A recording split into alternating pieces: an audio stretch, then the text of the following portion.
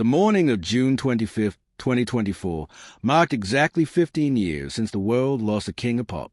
At Forest Lawn Memorial Park in Glendale, California, groundskeepers began their usual dawn routine, tending to the manicured gardens that surrounded the great mausoleum. But this day would be anything but ordinary. Maria Santos had worked at Forest Lawn for over 20 years. She knew every pathway, every monument, every sacred corner of this final resting place for Hollywood's greatest legends. As she approached the Holly Terrace section where Michael Jackson's tomb lay, something immediately struck her as wrong. The marble facade of the mausoleum wall appeared different somehow, as if the passage of time had finally revealed what was meant to remain hidden. A hairline crack ran vertically down the pristine white marble, barely visible unless you knew exactly where to look. Maria had cleaned this section countless times over the past decade and a half. This crack was new, or rather, newly visible. The California drought followed by recent heavy rains had caused subtle shifts in the building's foundation, creating this almost imperceptible fissure. Her curiosity piqued. Maria ran her fingers along the crack. To her amazement, a small section of the marble facing shifted slightly under pressure. Behind it, she glimpsed something that shouldn't exist, a hidden compartment, sealed within the very structure of Michael Jackson's resting place. Her hands trembled as she realized she had stumbled upon something that had been deliberately concealed for 15 years. The compartment was small but deep, carved directly into the stone behind the marble. Inside, wrapped in protective plastic, lay a collection of items that would soon shake the entertainment world to its core. There were handwritten letters, photographs, audio recordings on vintage cassette tapes, and most intriguingly, a leather-bound journal with Michael Jackson's unmistakable handwriting covering every page. Maria's mind raced with the implications of her discovery. These weren't random mementos placed by grieving fans. The sophisticated concealment, the professional weatherproofing, the deliberate placement, everything indicated this cache had been hidden intentionally, likely by someone with intimate knowledge of the mausoleum's construction and unlimited access to Michael Jackson's personal effects. As she carefully extracted each item, Maria noticed they were numbered and dated, suggesting a chronological order that someone had meticulously planned. The earliest items dated back to the 1980s, during the height of Michael's Thriller era, while the most recent carat dates just weeks before his death in 2009. Someone had been collecting these secrets for decades, waiting for the right moment to reveal them. The weight of her discovery overwhelmed Maria. She understood that what lay in her hands could rewrite music history, expose long-buried truths, and potentially destroy or vindicate reputations. The responsible thing would be to immediately contact the Jackson estate, the authorities, or the media. But something in Michael's handwritten words, visible through the journal's transparent protective covering, made her pause. The first visible line read, "If you are reading this, then the time has finally come for the truth to emerge. I pray that 15 years was enough time for healing, because what follows will change everything." Maria carefully rewrapped the items and secured them in her maintenance cart. She needed time to think, to understand what she had found before making any decisions. The significance of the 15-year timeline wasn't lost on her. Michael had somehow known, or at least hoped, that these secrets would surface exactly when they did. As she completed her rounds that morning, Maria's mind buzzed with questions. Who had helped Michael hide these items? Why had they chosen his own tomb as the hiding place? What secrets were so important that they required such elaborate concealment? And most importantly, what was she supposed to do with this knowledge? The irony wasn't lost on her that Michael Jackson, who had spent his life in the spotlight, had managed to keep his most important secrets hidden in the one place no one would ever think to look, his own final resting place. The King of Pop had orchestrated one last performance, 15 years in the making, and Maria Santos had just become an unwitting cast member in his final, posthumous revelation. By the end of her shift, Maria had made her decision. She would honor Michael's apparent wish for these secrets to emerge after 15 years, but she would do so carefully, methodically, ensuring that his final message to the world would be heard exactly as he intended. The discovery that began with a simple crack in marble would soon create fractures throughout the entertainment industry that will be felt for generations to come. That evening, Maria sat in her small apartment, the mysterious items spread across a kitchen table like pieces of a puzzle that had waited 15 years to be solved. She had called in sick for the next day, knowing she needed uninterrupted time to process what she had found. With trembling hands, she opened Michael Jackson's leather-bound journal to the first page. The handwriting was unmistakably his, those distinctive loops and flourishes that fans worldwide would recognize. The first entry was dated December 15th, 1987, just months after the release of Bad. It began simply, "They think they own me, but they don't understand what I'm truly capable of. This journal will be my insurance policy, my truth for when I'm no longer here to defend it." As Maria read deeper, her eyes widened with each revelation. Michael hadn't just documented his thoughts and feelings. He had meticulously recorded conversations, business meetings, and private encounters with some of the most powerful figures in the entertainment industry. The journal contained names, dates, and specific details about deals that had shaped not just his career, but the entire music business.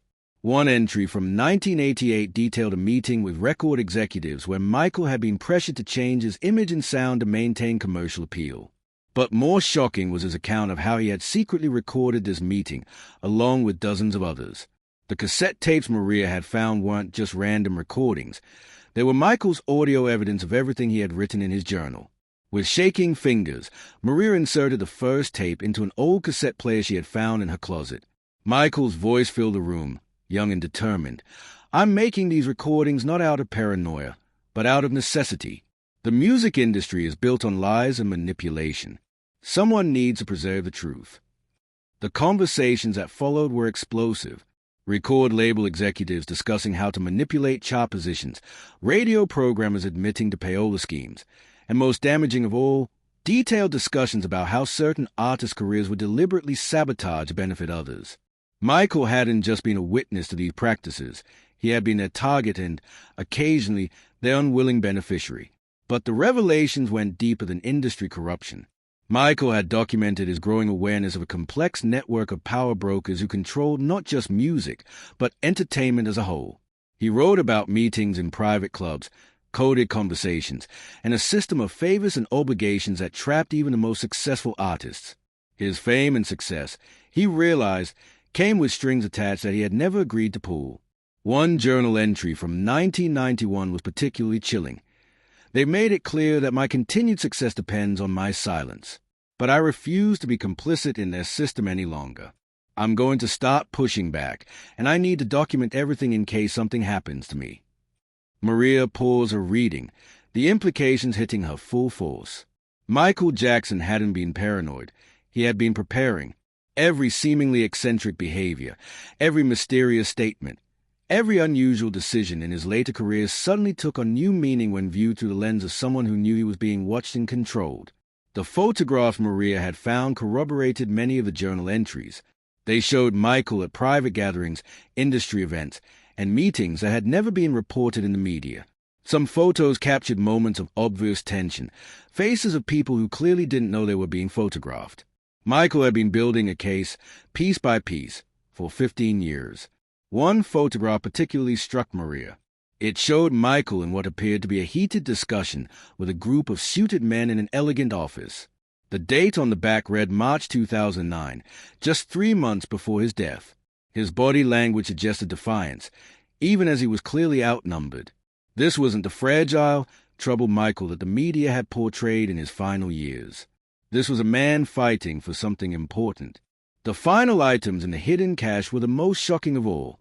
Several sealed envelopes contained legal documents, contracts, and correspondence that revealed the true nature of Michael's business relationships. These weren't just recording contracts. They were agreements that gave others unprecedented control over his career, his image, and even his personal life. But Michael had found ways to fight back. Hidden clauses in his will, secret trusts, and carefully worded agreements showed that he had been planning for this moment, the revelation of these secrets, for years before his death. He had turned his own tomb into a time capsule, ensuring that his final testimony would emerge when the industry might finally be ready to hear it. As Maria finished reading the first section of the journal, she understood that what she held in her hands wasn't just celebrity gossip or industry drama. This was evidence of systematic manipulation and control that had shaped popular culture for decades.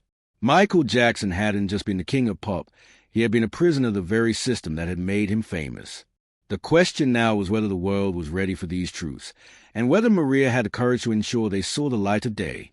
Michael had trusted that 15 years would be enough time for the industry to change, for justice to finally be possible. Looking at the evidence before her, Maria realized that Michael Jackson's greatest performance was just beginning. Maria spent the next 3 days immersed in Michael's hidden archive, and with each page turned, each tape played, the scope of what he had uncovered became more staggering. This wasn't just about the music industry. Michael had stumbled upon a web of control that extended far beyond entertainment, reaching into politics, finance, and media manipulation on a global scale. The journal entries from the early 1990s revealed Michael's growing realization that his every move was being monitored and influenced by a network of powerful individuals who saw successful artists not as creative talents, but as valuable assets to be controlled and exploited. He wrote, "I used to think I was successful because of my talent and hard work. Now I understand that I was chosen, groomed, and positioned like a piece on a chessboard. But unlike other pieces, I've learned to see the entire game." Michael's documentation revealed how this network operated through a system of handlers, managers, and advisors who were placed around major artists. These individuals, while appearing to work for the artist's benefit, actually reported to higher authorities who made decisions about career trajectories, public image, and even personal relationships. The goal wasn't just financial profit, but social and cultural influence on a massive scale. One particularly disturbing entry from 1993 detailed how Michael had discovered that many of the controversies surrounding him hadn't been random events or media sensationalism, but carefully orchestrated campaigns designed to damage his reputation and make him more dependent on the network protection. He wrote, "They create the problems, then offer the solutions. They destroy your reputation, then promise to rebuild it. They isolate you from real friends, then surround you with their people. It's a perfect system of control." The audio recordings corroborated everything Michael had written. In one tape from 1994, Maria heard a conversation between Michael and someone he identified only as the coordinator, a figure who seemed to have ultimate authority over major entertainment decisions. The voice was calm, almost paternal, but the words were chilling. "Michael, you've been given opportunities that most people can only dream of," the voice said. "But with those opportunities come responsibilities. You can't just think about your own artistic vision anymore. You have to consider the bigger picture, the cultural impact, the messages you're sending to millions of people around the world." Michael's response was defiant. "I won't be your puppet anymore. I create music to heal, to bring people together, not to manipulate them for your agenda." "You don't understand the forces you're dealing with," the coordinator replied. "This network has existed for decades. We've shaped every major cultural movement, every significant artist, every trend that has influenced society. You can either work with us or against us, but you cannot escape us." Maria had to pause the tape, her hands shaking. This conversation explained so much about Michael's later career: his battles with record labels, his increasingly erratic public behavior, and his desperate attempts to maintain creative control. He hadn't been losing his mind. He had been fighting for his artistic soul against impossible odds. The journal revealed that Michael had spent years trying to identify all the members of this network. He had created elaborate charts and diagrams, mapping connections between record executives, media moguls, politicians, and financial institutions. The network wasn't just American. It was international, with nodes in every major entertainment center around the world. Most shocking of all were Michael's discoveries about how the network influenced not just individual careers, but entire cultural movements. Hip-hop, rock, pop, country, every genre had been shaped and directed to serve broader social and political agendas. Artists believed they were expressing authentic emotions and experiences, but they were actually following scripts written by others. Michael had uncovered evidence of how certain songs were promoted or suppressed based on their potential to influence public opinion. Messages about consumerism, political views, social attitudes, and even international relations were embedded in popular music and reinforced through carefully coordinated media campaigns. The public thought they were choosing their entertainment. In reality, their choices were being made for them. One journal entry from 1997 showed Michael's growing desperation. "I've tried to expose them through my music, through coded messages in my songs and videos, but they control the interpretation. Every time I try to warn people, They twist my words and make me look crazy. They've turned my truth into their lies. This explained the increasingly cryptic nature of Michael's later work. Songs with hidden meanings, videos with symbolic imagery, and public statements that seemed bizarre to outsiders but were actually attempts to communicate suppressed truths. He had been trying to wake people up, but the very system he was fighting controlled how his message was received. The most recent entries in the journal, dated just weeks before Michael's death, revealed his final plan. He had decided that the only way to expose a network was to remove himself from their control permanently, but not before ensuring that the evidence of their existence would eventually surface. His death, whether accidental or intentional, would be timed to coincide with the placement of these materials in his tomb. "If I die under suspicious circumstances," he wrote, "people will assume it was murder or conspiracy. But if my death appears natural or accidental, these revelations will carry more weight because they won't be dismissed as the paranoid fantasies of someone who was killed for knowing too much. My death will be my final performance, and these secrets will be my encore." Maria realized she was holding more than just evidence of entertainment industry corruption. She was holding proof of a systematic manipulation of culture and society that had been operating in secret for decades. Michael Jackson hadn't just been the king of pop. He had been a reluctant insider who had risked everything to document the truth about how the modern world really worked. The question was no longer whether to reveal these secrets, but how to do it in a way that would ensure they couldn't be suppressed or discredited by the very network Michael had spent his life fighting against. As Maria delved into the final sections of Michael's journal, she discovered that his documentation went far beyond exposing the entertainment industry's control mechanisms. The king of pop had uncovered a disturbing truth about how this network planned to use technology and media to reshape human consciousness itself, and his warnings about the future sent chills down her spine. The entries from 2007 and 2008 revealed Michael's growing alarm about emerging technologies and their potential for mass manipulation. He had learned that the same network controlling the entertainment industry was investing heavily in social media platforms, streaming services, and artificial intelligence systems. Their goal wasn't just to control what people watched and listened to, but to influence how they thought and felt at the most fundamental level. They call it the Neural Network Project. Michael wrote in one of his final entries, "They are developing systems that can analyze individual psychological profiles and deliver personalized content designed to trigger specific emotional and behavioral responses. They won't need to control entire populations anymore. They'll be able to control each person individually, making everyone believe that their thoughts and desires are their own." Michael had discovered that the network's ultimate plan was to create a form of digital consciousness manipulation that would make their previous methods look primitive. Instead of influencing culture through broadly distributed music and media, they would use algorithms and artificial intelligence to create personalized manipulation campaigns targeted at every single individual on the planet. The journal contained detailed notes about meetings where network leaders discussed using biometric data, browsing habits, purchase histories, and even physiological responses to create what they call consciousness profiles. These profiles would allow them to predict and influence human behavior with unprecedented precision. Democracy, free will, and individual autonomy would become illusions while the network maintained complete control behind scenes. "They showed me prototypes," Michael wrote. "Systems that could analyze someone's emotional state through their voice patterns, facial expressions, and digital interactions, then automatically adjust the content they see to push them toward desired attitudes and behaviors. They wanted to use my music as testing ground for these technologies, to see how effectively they could manipulate emotions through audio-visual combinations."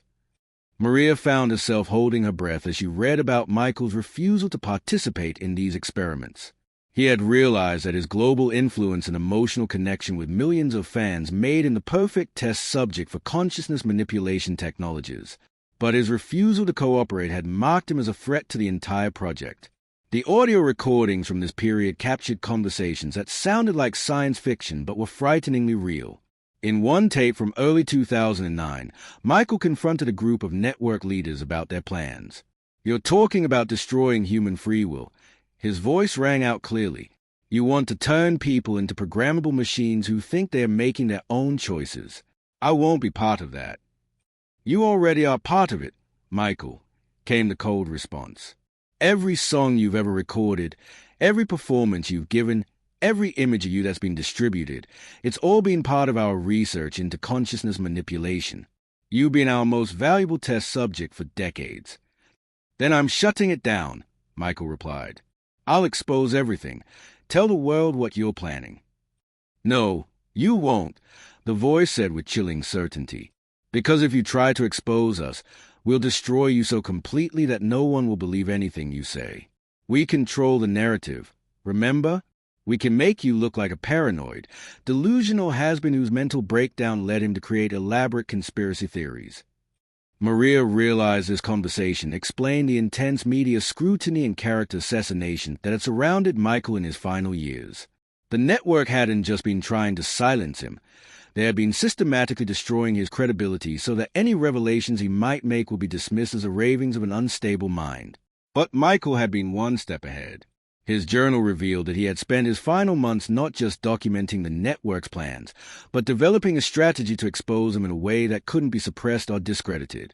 He had realized that his own death would be necessary to give his revelations the weight and attention they deserved. "They control information while people are alive," he wrote, "but they can't control the legacy of the dead.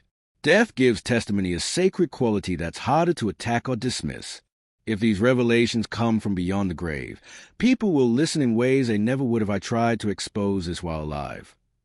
Michael's final entries revealed his race against time to hide the evidence where it would eventually be found, while making his own death appear natural enough that the network wouldn't immediately suspect he had left behind incriminating evidence. He had to die in a way that looked like an accident or overdose, but not so suspicious that it would trigger a cover-up of his hidden materials. The last journal entry, dated just days before his death, was heartbreaking in its resignation and hope.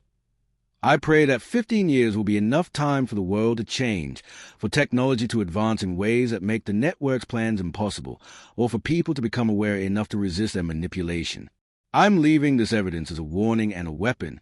Use it wisely." Maria found herself crying as she read these final words. Michael Jackson hadn't just been an entertainer who had stumbled onto a conspiracy. He had been a man who had sacrificed everything, including his life, to leave future generations the tools they would need to recognize and resist a form of control more subtle and complete than anything in human history. As she carefully organized all the evidence Michael had left behind, Maria realized that his 15-year timeline hadn't been arbitrary. He had somehow known that by 2024, the technology he feared would be on the verge of implementation, and that this would be the last moment when his warnings could make a difference. The question now was whether humanity was ready to receive Michael Jackson's final message, and whether there was still time to prevent the future he had died trying to warn them about. Maria stood at the crossroads of history, holding in her hands what might be the most important discovery of the 21st century. Michael Jackson's 15-year message to the future demanded action, but she knew that revealing these secrets incorrectly could result in their suppression forever. The King of Pop had entrusted her with his final performance, and she was determined to ensure it reached the entire world. Rather than going to traditional media outlets that might be compromised by the very network Michael had exposed, Maria decided to follow his example of using unconventional methods. She digitized everything: the journal pages, the audio recordings, the photographs, and the documents, creating multiple copies that she distributed through secure, decentralized networks that would be impossible to completely shut down. Her first move was to contact Dr. Sarah Chen, a digital forensics expert who had built her reputation on authenticating historical documents and recordings. Dr. Chen's analysis confirmed what Maria already knew in her heart. Everything was genuine. The paper, ink, audio quality, and even Michael's distinctive voice patterns all verified that these materials were authentic artifacts from the time periods they claimed to be from. "This is extraordinary," Dr. Chen told Maria during their secure video call. "The level of detail, the consistency across different types of media, the verifiable facts that can be cross-referenced with public records. There's no way this could be fabricated. Michael Jackson really did document a massive conspiracy over decades, and he was planning for this revelation from the very beginning." Armed with professional verification, Maria began releasing the information strategically. She started with the less explosive revelations about music industry corruption, allowing journalists and investigators to verify those claims before moving on to the more shocking material about consciousness manipulation and technological control. The response was immediate and explosive. Within hours of the first release, #MichaelTruth was trending worldwide as people shared and analyzed the leaked documents. Music industry insiders who had remained silent for decades began coming forward with their own stories that corroborated Michael's accounts. Former executives, producers, and artists revealed that they too had witnessed or experienced the control mechanisms Michael had documented. But the real shockwaves came when technology experts began examining Michael's warnings about the neural network project. To their horror, they discovered that many of the surveillance and manipulation technologies he had described were already being implemented by major social media platforms and streaming services. The consciousness profiling systems he had warned about weren't theoretical future threats. They were already operational. Dr. Marcus Webb, a leading researcher in artificial intelligence ethics, published a detailed analysis showing how current recommendation algorithms match exactly what Michael had described in his journal. These documents don't just expose historical corruption, Dr. Webb announced at a hastily organized press conference. They provide a roadmap for understanding how our current digital environment is being used to manipulate human consciousness on a global scale.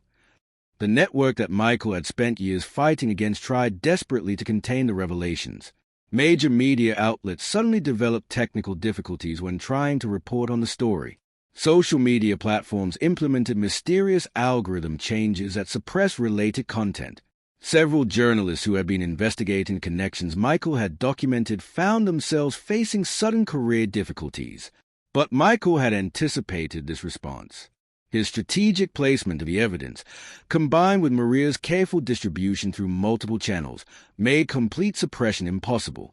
The more the network tried to hide the truth, the more obvious their control became to millions of people who were now actively looking for signs of manipulation.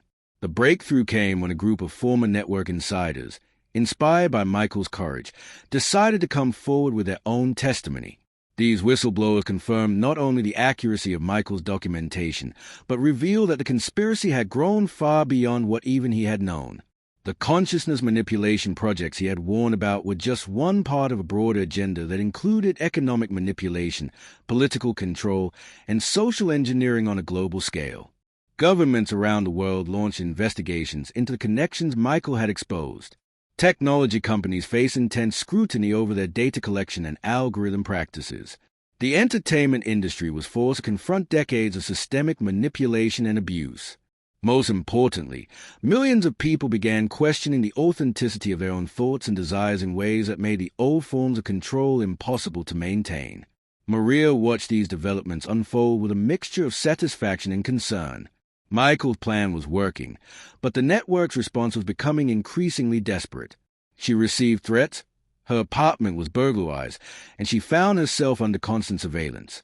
But she also received thousands of messages from people around the world thanking her for her courage and sharing their own stories of awakening to the manipulation that had shaped their lives. 6 months after her discovery, Maria stood once again at Forest Lawn Memorial Park, this time accompanied by reporters, investigators, and millions of viewers watching via live stream. The crack in Michael Jackson's tomb had been repaired, but a new plaque had been installed next to his resting place. It read, "Truth crushed to earth shall rise again. Thank you for listening. MJ." As the sun set over the memorial park, Maria reflected on the extraordinary journey that had brought her to this moment. A simple maintenance worker had become the guardian of one of history's most important secrets, and through her courage, Michael Jackson had managed to deliver his final message to the world exactly when it was needed most. The battle for human consciousness was far from over, but for the first time in decades, people were fighting back with full knowledge of what they were up against. Michael Jackson had given humanity the most precious gift possible, the truth about their own manipulation, delivered precisely when they had developed the tools and awareness necessary to break free. His greatest performance had indeed been his last, but its impact would resonate through the ages, ensuring that the King of Pop's most important legacy will be not his music, but his sacrifice to preserve human freedom and authentic consciousness for future generations. The secrets hidden in his tomb had finally come to light, and the world would never be the same.